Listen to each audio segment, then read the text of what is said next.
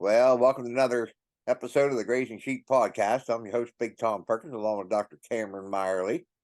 And we haven't got to talk too much here, Cameron. So we're just kind of going to catch up with each other of what we're doing for grazing right now, and maybe talk a little bit about pre-breeding.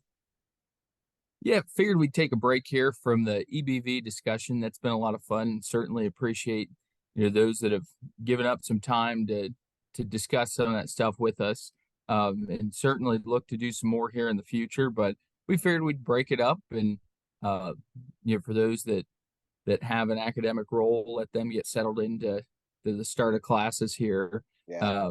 But certainly, figured it was time for an update on some of our alternative forages and some of the stuff we've been up to on our own operations and how the grazing season has gone. To be honest, it feels like it has just been a whirlwind Yep. of a summer. We're sitting here, middle to end of August, and we're counting down the days to when we need to feed hay, and certainly have made the calls to go and pick up some of that hay, and it just does not feel. I'm not ready to do it.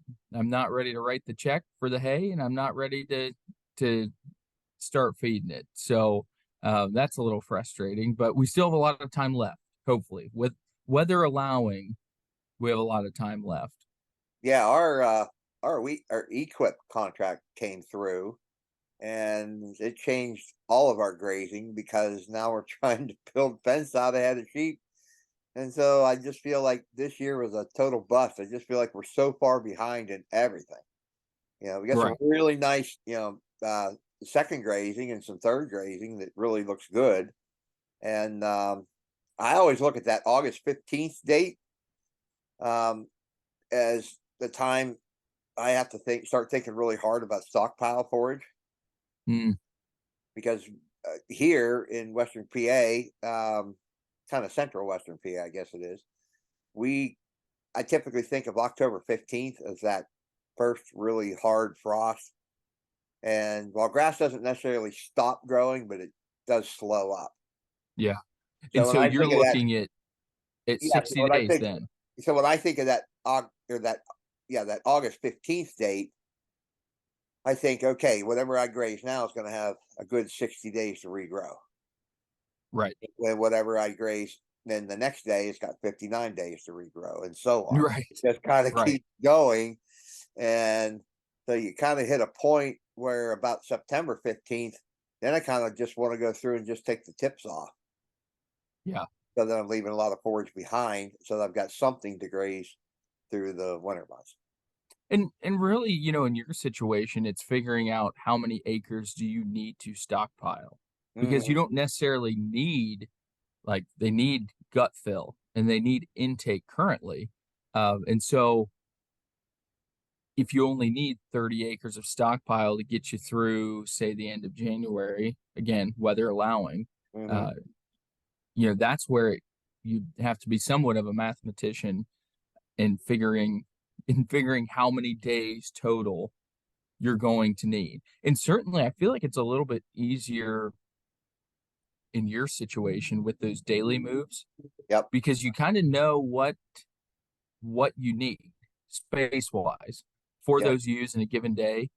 We've got some fields here that ewes are in for 5 days, ewes are in for 2 days. Mhm. And maybe we thought they were going to be in for 4 days, but they only want to be in for 2 days. So it's been interesting. I know it mentioned the alternative forage stuff.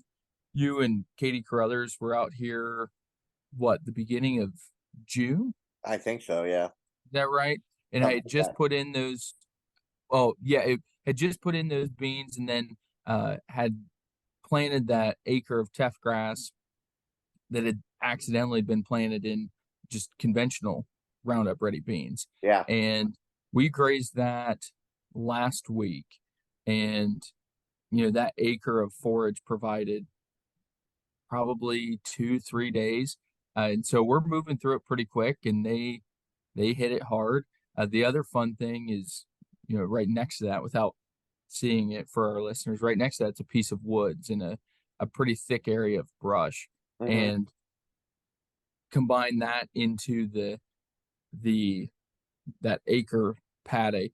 And so once they were done in that field, done with the beans and the soil seed bank weeds that came, all the noxious weeds that came up because it was a rotational corn bean planting piece Yeah. of ground, went through that thick area of trees and absolutely stripped out that bottom 3-4 feet of vegetation. So that's always fun to see. Mhm. Again, I feel that the sheep and how we're operating them probably operate closer to it's best of both worlds.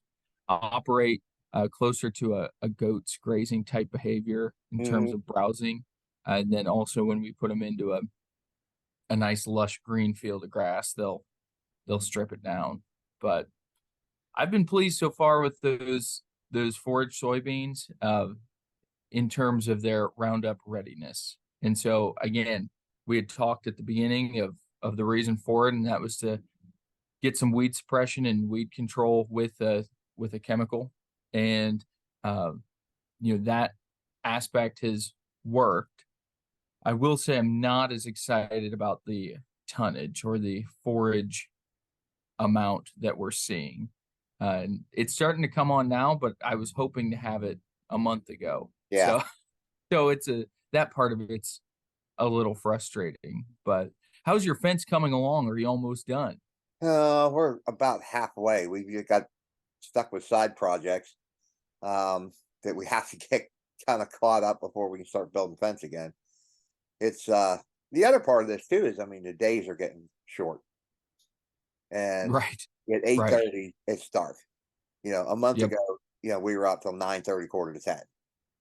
Right. So that stuff starts adding up really fast. We do Yep. It's most an of hour. yeah, we do most of our work in the evening. CJ gets off his day job and goes home, gets something to eat, changes clothes, and then he comes down and helps for a couple hours, and that was where we were getting most of our stuff done. So And the hard part is in just a couple hours, by 8:30, you're just hitting your stride. I know. You're finally getting it down, and then it's too dark. And, Well, and you then gotta stop and yeah, so he's been helping with sheep moves because right now, where we're at, we're using nets. We're running two different groups of sheep, and so that's just that much more net that needs to be moved. And it's in pretty rough ground, and I have trouble walking on it because the ground's so rough. It tears my knees up, right. my ankles, and I'm old. You know, not old. I don't think I'm quite so old. I got to worry about breaking a hip falling down. But, Right. it just beats me up. So he's been helping out a lot. We just bought an advantage feeder. So this year we're going to try to flush on pasture and use that advantage feeder to flush those ewes to feed some grain through, as opposed to bringing them in. Um, we bring them in, it starts eating up our hay supply. Oh, yeah, And definitely. so, And the reason I think we should note the reason you're bringing them in to breed, you're not a commercial producer.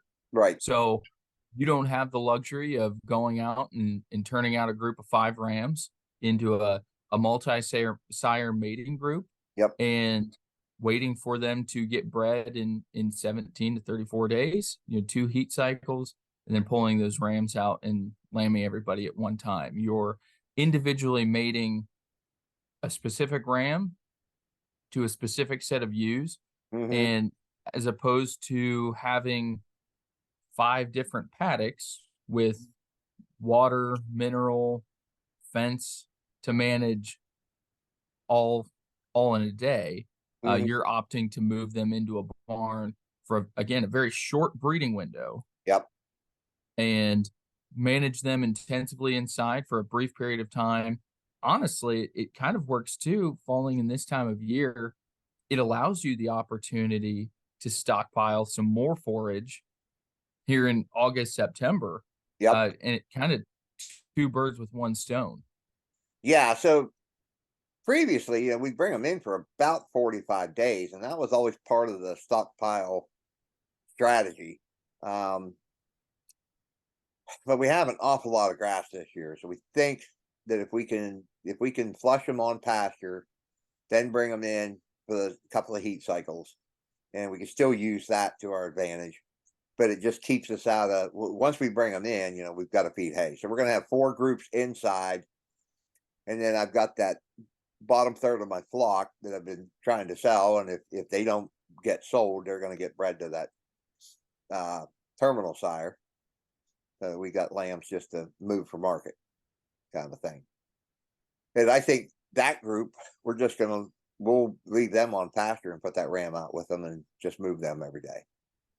So what did you land on for a terminal sire, since we've had those discussions? Well, I here know a guy earlier this year? that foolishly bought a what is that? He's just buying sheep everywhere, A Suffolk every ram. shape, Yeah, I mean, size, color. you must have like 42 different rams over there now at this point. At least. Yeah. 42 might be the low number. That's after everything leaves to go breed everybody's sheep in Pennsylvania. I know. Every time But, I turn around, you're like, oh, I bought a ram over here. I bought a ram there. yeah. Right. So for those So of you who landed don't on a Suffolk. know, Cameron went to the Center of the Nation sale and come home with a Suffolk ram. Not really sure why. He's a good looking ram, I gotta say. And so we're going to use him on a terminal sire and see what happens. That'll be the first Yeah, time I've I'm tried a excited about terminal that sire sheep. deal. Yeah, I was probably more excited when Tom called and said, I don't know what to do with these 30 sheep. I know you got a Texel, but he's meaner than all get out, and not sure I want to kill my knees quite yet. It's like, Yeah. well, I've got this Suffolk that's puppy dog tame. He hasn't had time to get mean. And yeah, it was I shouldn't say it was an impulse buy, because I knew when I saw from the individual that they came from, I think they sold 12 or 13 rams at that sale, and they've always brought in some very sound numbered, uh, terminally muscled Suffolk sheep. Mm-hmm. And I guess background on that, we can get into the weeds on that discussion. Had sent off a sheep for a ram that we were raising out on pasture with the rest of the group. Had a request for a meat animal for a demonstration, and said, yeah, we'll supply one. It's going to have a different background than everything else you're going to get here in Central Ohio. And so we pulled him in and tried to get some feed into him to put a little bit extra weight onto that sheep. But he live weight at time of slaughter was 109 pounds. And again, this was a sheep bred for more maternal traits. Mm-hmm. This wasn't a ram that we had selected to go into that terminal chain. But he cut with a 2.5 loin eye area, which again, we're not setting the world on fire with that. But at 109 pounds for a sheep that, we understand is lighter muscled, or maybe has less desirable carcass characteristics than what we are selecting for, or could be selecting for, the change we'd like to enact with a terminal sire. And it really got the ball rolling and thinking, do we need as much help? Do we need the drastic help on the loin eye area and the carcass muscling? Or do we need help on the growth? Because if I can take those lambs to 135 in an efficient manner, am I up over a 3-inch eye? Yeah. If I'm still keeping that eye muscle depth in check. And Yeah. so again, I Texel enthusiast, and I think they offer a lot of value to the Katahdin breed, but wanted to bring in a Suffolk to kind of complement the Texel, and just look at some comparisons at what they're doing. I'm excited again when we were talking on the phone and you said, hey, we got these ewes, and I don't know how to take them. And it's like, here you go. This is the type of contemporary group we need to look at and really analyze some data in. So I'm excited. I'm and excited I think those too. sheep, Yeah, if they don't, if I don't get them sold, then we'll just use them that terminal cross. Maybe somebody will come along and be all excited because they're bred to a terminal cross, and maybe they'll want to buy them then. But if not, we'll end up with these lambs that we think we can move for the Easter market. And right. but I'm thinking they're going to be ugly little suckers. Maybe. Maybe. Here's the thing. I've seen the crossbreds, and the crossbreds aren't bad. I do think those Suffolk crosses probably have more potential. They have more avenues for production settings. Yeah. So they don't have to just be that lightweight hothouse lamb. Mm-hmm. I think we've extended that endpoint to an area that we're starting to look at more of a traditional endpoint with that Suffolk terminal sire. Mm-hmm. And again, this is not a Western range type, putting them on Ramble Legues. Yeah. Relatively moderate for the breed, and certainly has some carcass merit of its own. But yeah, it's exciting. We're gonna see what those sheep do, and Yeah, he's a nice big boy. He is stout. yeah, it was. I had to load him on the back of the truck, and let me tell you, if you put any weight on him, I'll be bringing a trailer to pick him up, because I don't know if I can do it again. So yeah, no, that's exciting. And then, your other rams that you're utilizing, kind of where we've discussed estimated breeding values, at least a small tidbit of them. We're going to finish that here in the future, but where are you really looking at honing in on selection this year? We're pushing parasite resistance pretty hard. We got a lot of ewes and ewe lambs that are in that, minus 50 to minus 70. And putting them on some really good rams, and we should come out with some, that minus 80, maybe 85, kind of a number on those. We know, it's just an average in those numbers, but we just want to keep pushing that part of it. At the same time, we're looking for that kind of moderate post weaning weights as well. And a lot of those are going to be pretty well matched up. And then we have some that just need a lot of help in that post weaning weight. So we've got some rams that are pretty heavy in that trait. And so that should produce, as far as ewe lambs, that should produce some ewe lambs that come up into that moderate kind of post weaning weight, the 2.5s to 3 kind of a thing. It's still below breed average, but it's not going to produce huge ewe lambs out of it, or ewes, Right. eventually down the road. Yeah, and negative 80 would Still put you keeping an in. eye on number of lambs weaned, number of lambs born. We want to keep that number up. Not crazy high, because I don't want a bunch of triplets in.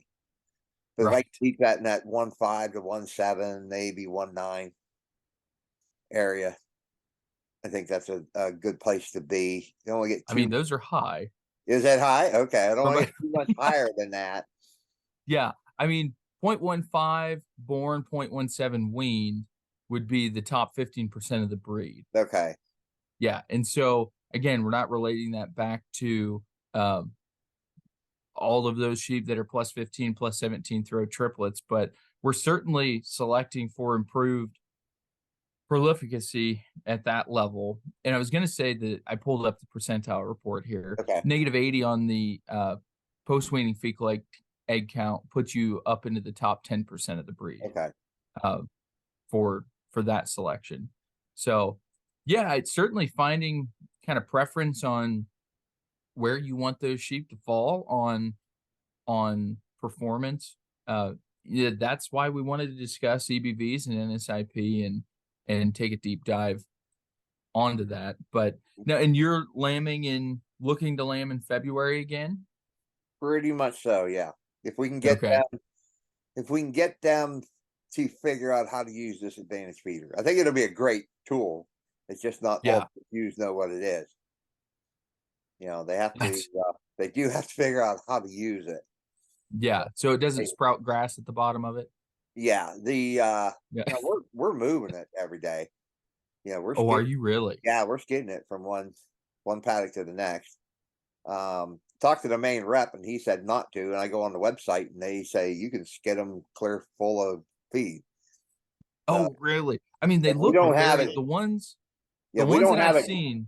We don't have look it very clear well built. full. Yeah, we don't have it clear full, and we probably won't fill it clear full just to make it a little lighter to skid. But I think it's going to be fine. We pull it and kind of watch it to see if there's anything kind of given, and it doesn't give at all. It just slides right along. I'll be intrigued. And you're using that out on pasture to assist in flushing those ewes? Yep. And the theory is too that as soon as we're done with that flushing process and go through that probably just one heat cycle with those rams that are going or ewes that are going to be out there, the terminal ewes, then we're going to pull that feeder and bring it into the fall lambing group Mm, and try to put uh, just up the intake so that they can I guess to try to push the lamb weights a little bit. yeah. Utilizing it as a both supplementation for lactation and then as a creep feeder to Yeah, try to improve some weaning weights. right. We will. Yeah, we'll use it on that. The same. Nice.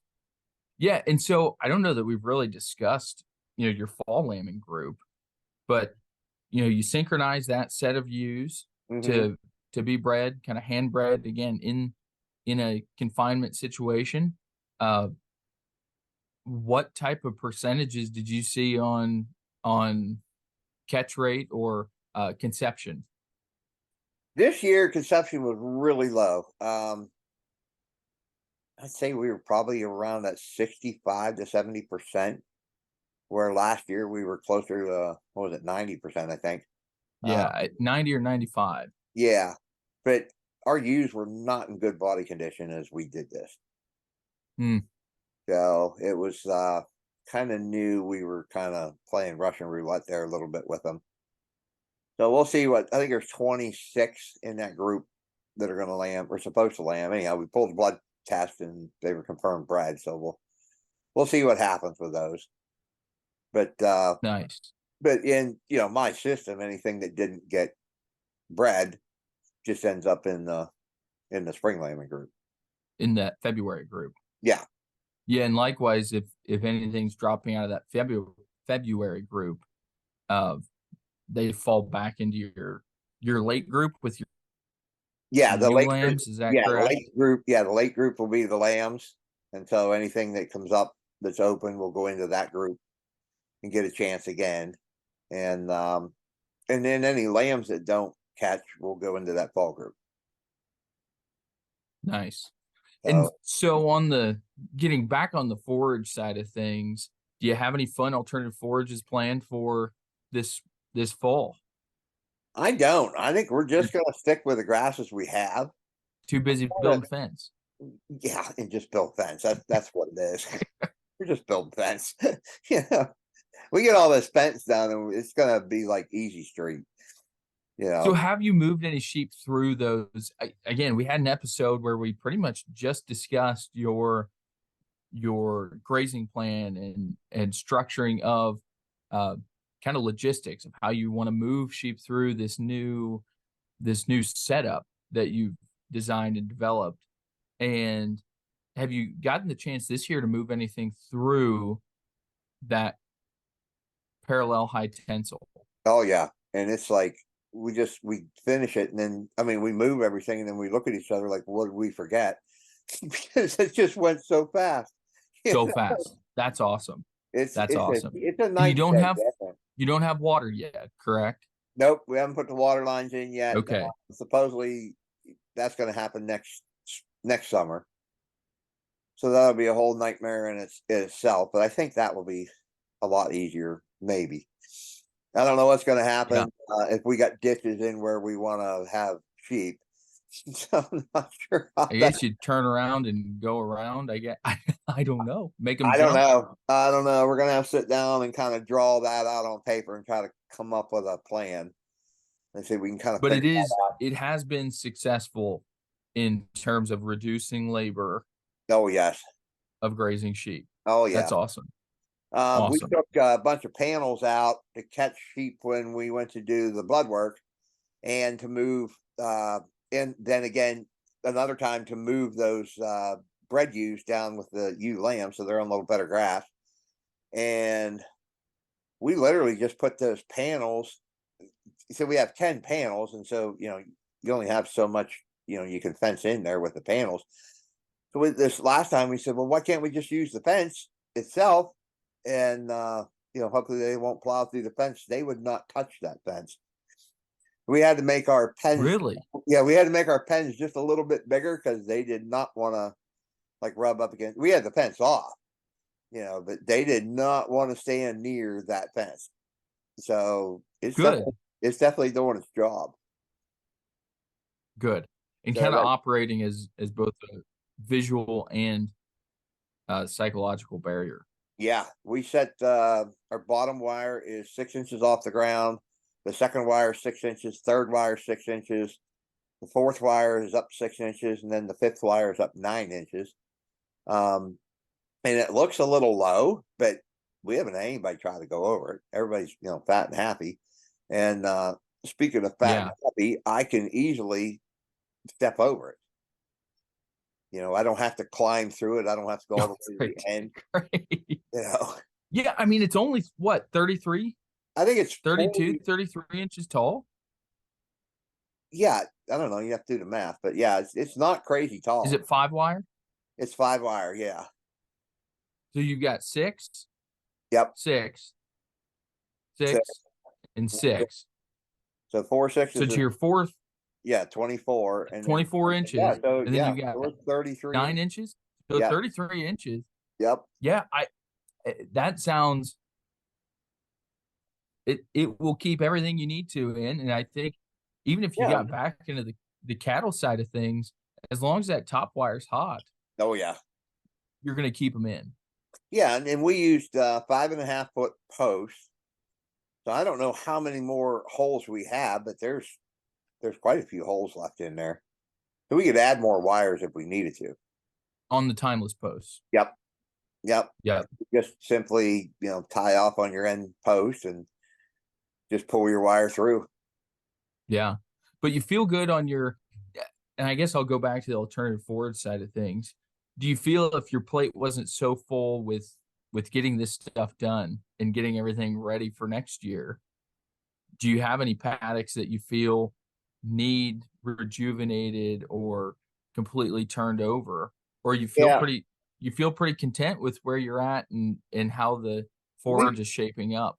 So we've got some paddocks that are on the thin side, kind of on the weedy side, and then we have other paddocks that the cows had just pugged up so bad that you can't hardly walk across it because you're worried about falling down, twisting an ankle. They're pugged bad, and those I would have considered putting something in, so that I could go back in the spring and maybe disc those up, and I'd probably put another kind of a crop in it, and then that later than that fall we would do a permanent pasture mix in it. But they said these cover crop seeds have really gotten to be expensive, and well, you start pushing a pencil on some of this stuff, and it kind of makes you wonder, maybe just kind of further ahead, just use it to break up that cycle, and so that you can go in there and terminate everything and make sure you really got everything terminated, and before you go back into a and it's hard pasture again. They're fun. They are we've fun. had that discussion. It's fun. It's fun to try new things, but again, I think if we sit down and really pencil the stuff out and look at the calculator, outside of when we want to use them for a purpose, meaning we need to renovate a pasture and we need to break that up. Outside of that, it can be difficult sometimes to justify. And certainly, if we're not adverse to the idea of using an application of a chemical weed killer or a burn down situation, I've even wondered in that setting, do you just say, hey, we're going to plant these in the fall, late summer, fall, so our burn down is going to be middle of August, and we're going to put a new perennial pasture mix out?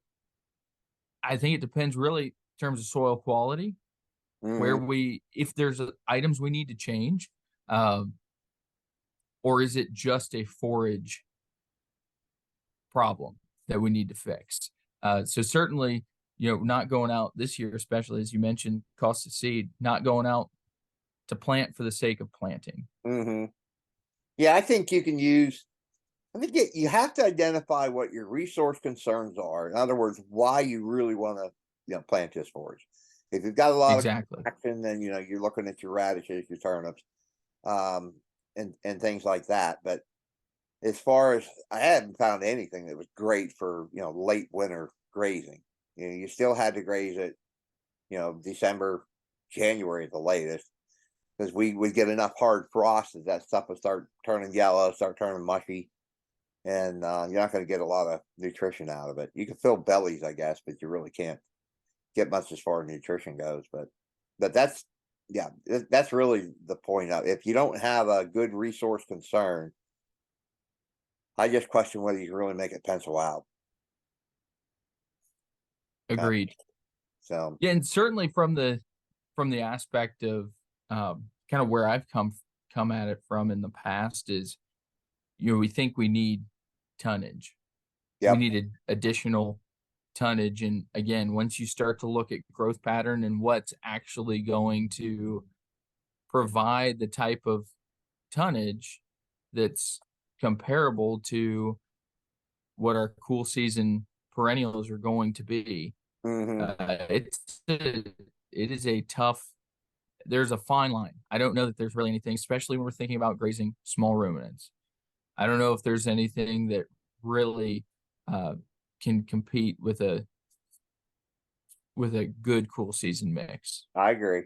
And as far as building soil health, there's nothing that does it better than a well managed perennial pasture, Right. and that's just the truth.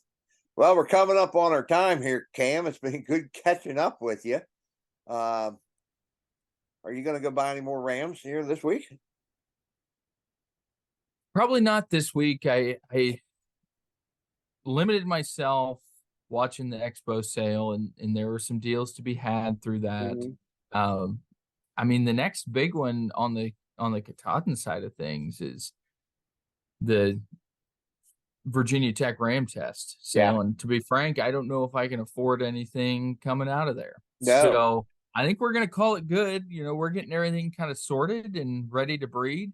So, I mean, the group of ewes that go in with the Texel, our bottom end ewes that Yeah. go in with the Texel go in next week. So we're excited, and I think we're covered. Put those 42 rams to work. Yep. Well, that's good. So, all right, buddy.